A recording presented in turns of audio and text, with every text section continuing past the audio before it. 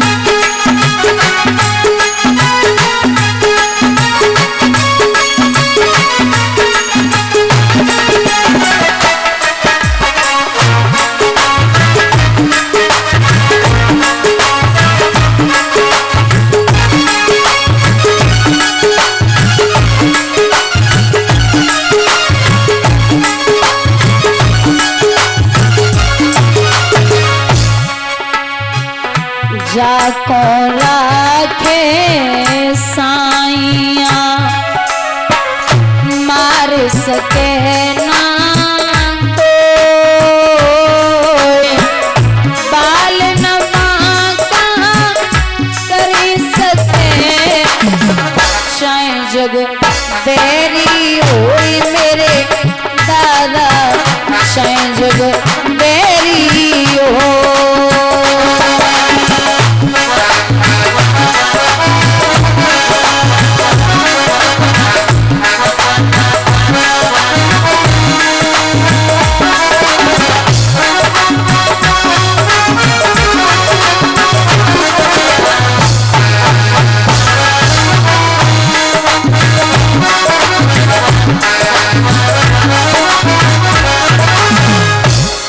जिस पर 1000 हाथ वाला रक्षा करने वाला होता है उस पे 2 हाथ वाला भक्षक कुछ नहीं कर सकता। गर्भ जल चुका था लेकिन भगवान ने उसमें दोबारा प्राण डाले हैं। माताओं जैसी एक सच्चा भक्त भगवान के बारे में सब जानता है, वैसे ही मैया कुंती समझ गई कि मेरे प्रभु ने आज हमारे वंश को फिर बढ़ा दिया। तो मैया कुंती सामने पहुंची और हाथ जोड़ के जवाब दिया कि हे कृष्ण नमस्ते पुरुषत्वाधीमश्वरम प्रकटे परम अलक्ष्यम सर्वभूतानां मंत्रवर्हिरं वस्थितम् कृष्णाय वासुदेवाय देवकी नंदाय नंद गोप कुमाराय गोविंदाय नमो नमः।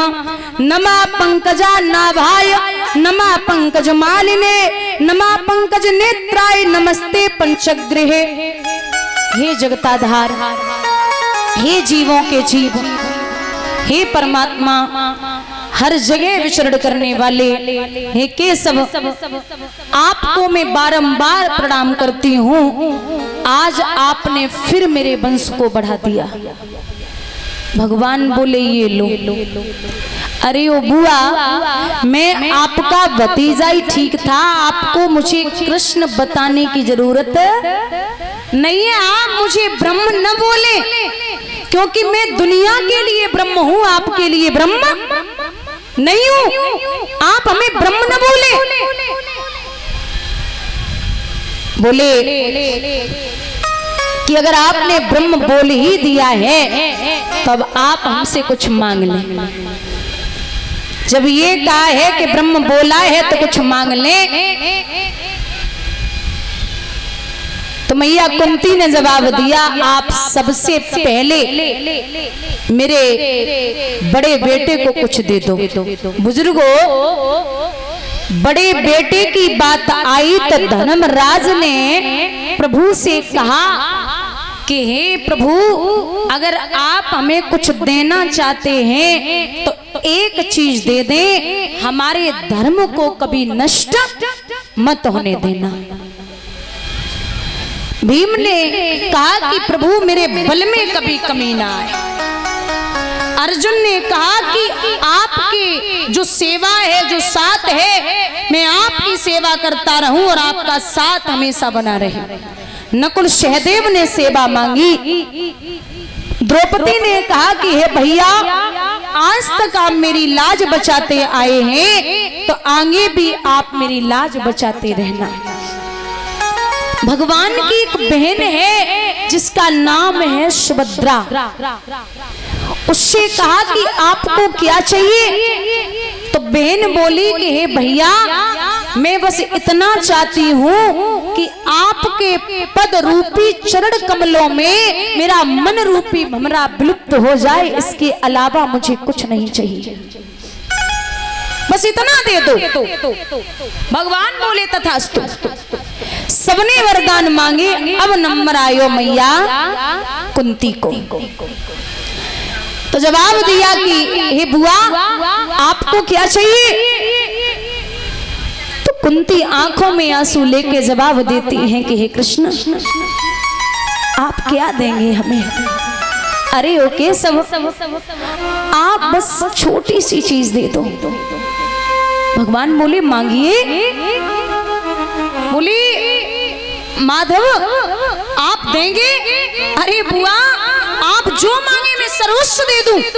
आप कैसी बात करती है, मांग के तो देखे। बोले बुआ, आप सोचने की जरूरत नहीं है, मैं आपका भतीजा हूँ, कृष्ण ब्रह्म बाद में हूँ, आप उस नाते से मांग ले।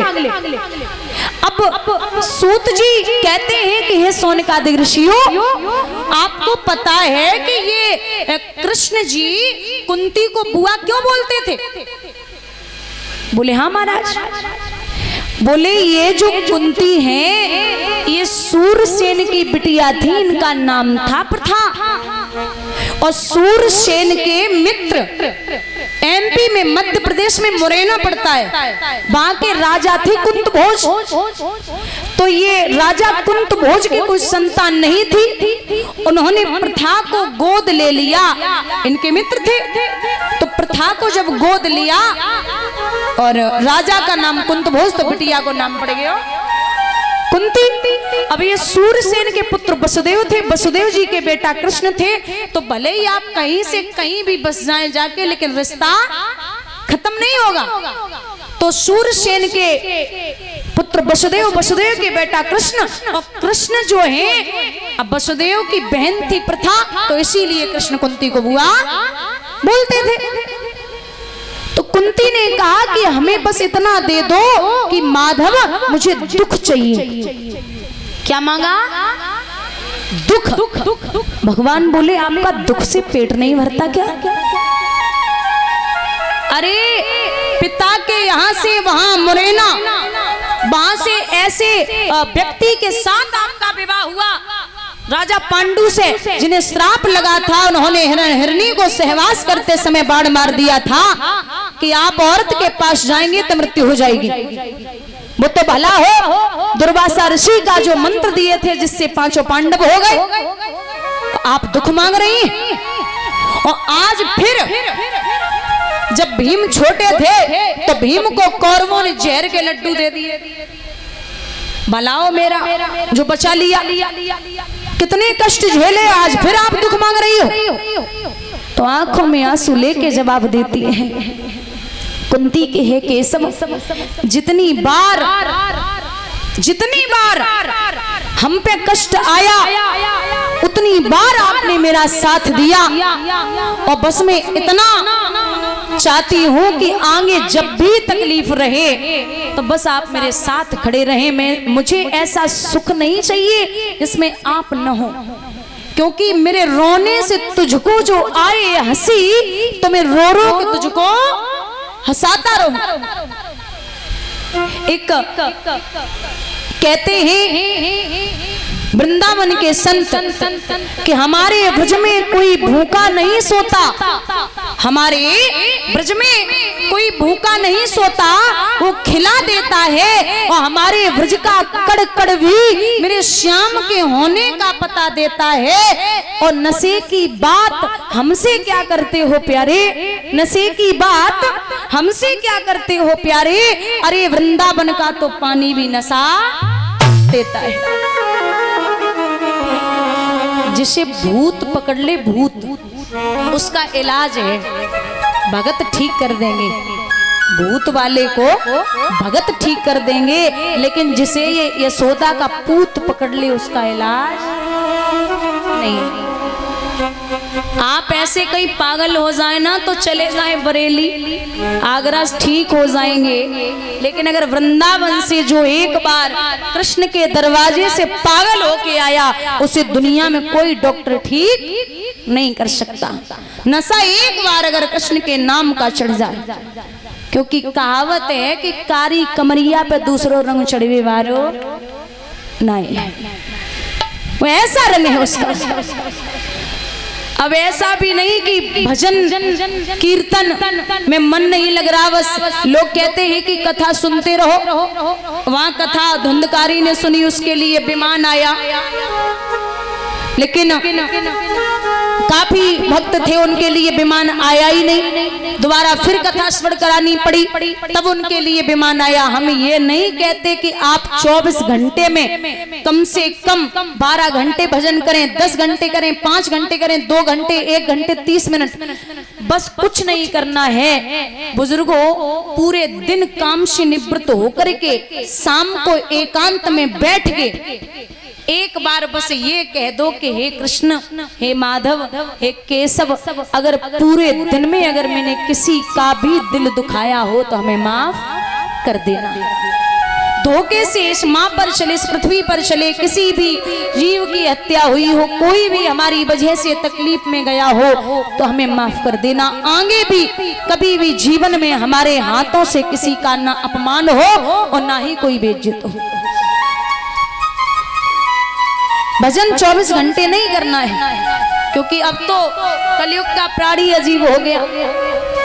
पहले लोग पैर जब भी छूते थे, जैसे घर बनवाते थे, पहले छोटे घर बनते थे, लेकिन छोटे घरों में राधे राधे, सीताराम, राधे श्याम सब अच्छे से लिखा होता था, चौपाइयाँ। और अब तो सब खत्म हो गया, बहुत कम घर हैं। बाकी देखा जाए अगर तो अगर हम सच्चे सनातनी वैष्णव हैं, सच्चे भक्त हैं भगवान के, तो घर में एक गाय और तुलसी का पौधा होना बहुत जरूरी है। अगर हम सच्चे वैष्णव हैं, भजन ऐसे नहीं होता कि माला जप रहे राम राम राम, भैंसिया डली बांधी हो फिर शुरू। भजन और भोजन हमेशा एकांत में ही अच्छा लगता अगर हो सके तो, वरना तो आप सोते जागते, खाते पीते, चलते फिरते, कुछ भी हो, लेकिन अच्छा तब लगता है जब भजन और भोजन एकांत में ही अच्छा हो। अब ऐसे नहीं, अब भोजन की बात की जाए तो माता एक बात सच बोलना, आपने कभी पशुओं को बैठ के भोजन करते देखा है?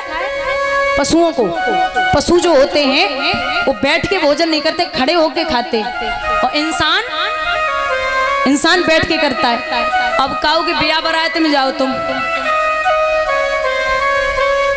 अब किसी की शादी विवाह में जाना तो जैसे जगह जगह मुंह मारते हैं ना पशु, ऐसे ही लाइव प्लेट पूरे ग्राउंड के चक्कर लगाए रहे, दो जामे से ले लें, दो जामे से ले लें, दो जामे से ले लें। वो पशुओं वाला व्यवहार इंसान करने लगा। अच्छा, पहले मैं शादी विवाह की बात कर रही हूँ, भागवत की बात नहीं कर रही हूँ। भागवत में नाचना अलग बात है। यहाँ जो नाच लिया उसे 84 लाख योनियों में नाचने की जरूरत नहीं पड़ती। बाकी पहले शादियां होती थी, तो जब शादियां होती थी पहले, तो नाचने वाले जो होते थे ना वो बाहर से आते थे और खाना बनाने वाले घर के होते थे। ऐसा था ना दादा? और अब नाचने वाले घर के और खाना बनाने वाले। पहले लोग खाते थे घर पे, सच बोलना, पहले लोग खाते थे घर पे और शौच क्रिया करने बाहर जाते थे। अब खाए के बाहर से आ रहे शौच क्रिया। बोलिए गोविंद भगवान की। ये माताएं एक बात बताओ, घर में आप कार्य करती हो, कोई भी जैसे भोजन बनाया, तो भोजन की पहली रोटी किसकी होती है? वाह अम्मा, क्या बात है। गाय की, और बाद वाली श्वान की, कुत्ते की ना। अब ये माता चलो एक रोटी गाय की बना ली तो गाय को दे भी दी बुजुर्गों, लेकिन जो बाद वाली रोटी है ना, वो सोचा कुत्ता क्या आया ना आया वो बाद की बात है, तो 4 रोटी की 1 रोटी बना लेती है। मतलब कुत्ते की रोटी है तो वो 4 रोटी जितने बनेंगे ना उतने की 1 रोटी बना ली। अब जैसे नहीं आया कुत्ता तो खुद ही खा ली। अब कोई पूछे भैया माता जी खाना खा लिया, बोले तुम्हारी कसम खा रहे एक ही खाई है। अब वो थी कितनी बड़ी, 1, 4 की 1 थी तो 1 में ही काम हो गया तुम्हारा। अब ऐसा किसका खाया आपने? स्वभाव कैसा बनेगा? हम तो नहीं कह रहे, बोली गोविंद भगवान की। अपना हिस्सा है, अपना खुद खाइए, किसी दूसरे का नहीं खाना है भैया। यहाँ जब प्रभु से कहा कि हमें दुख चाहिए, भगवान बोले बुआ आप जब जब हमें याद करेंगी मैं तब तब आपको दर्शन दूंगा। इस प्रकार से 5 पांडव जो सरसैया पर पितामह भीष्म लेटे, महाराज आशीर्वाद लिया। आशीर्वाद लेने के बाद में यहाँ फागुन के महीने में थोड़ी सी बात हुई, तो धर्मराज और पितामह भीष्म ने आपस में 2 बातें की। तो 2 बातें होते होते ऐसा सत्संग बढ़ा, और सत्संगी व्यक्ति जो होता है उसे अगर सत्संग में बिठा दिया जाए तो यहाँ तक विद्वान लिखते हैं कि 4 मिले 64 खिले और 20 रहे कर जोर, और हरिजन 100 हरिजन मिले बेसे 7 करोड़। 4 मिले, 2 और 2 आंखें कितनी हो गई? 4। 2 भगवान के भक्त बैठे हो तो 2 और 2 आंखें हो गई 4 मिले 64 खिले, 32 और 32 दांत कितने हुए? 4 मिले 64 खिले, 20 रहे कर जोर, दोनों के हाथों की उंगलियां। हरिजन 100 हरिजन मिले, हरिजन का मतलब है प्रभु के भक्त। तो ऐसे 7 करोड़, एक आदमी के शरीर में 3.5 करोड़ रोमा होते हैं, दोनों के मिला के हो गए 7। तो प्रभु की जब चर्चा चलती है तो पूरा शरीर ही खिल उठता है। बोलिए गोविंद भगवान की। फागुन के महीने में ओम नाम हरिओम कहे किया कृष्ण को प्रणाम, और भारत के श्रृंगार वो जा पहुंचे श्रद्धा। पूरे जीवन पर्यंत तक